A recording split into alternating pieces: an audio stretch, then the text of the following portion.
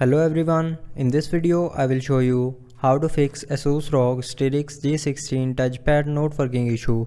So before starting the video, don't forget to subscribe the channel and also press the bell icon.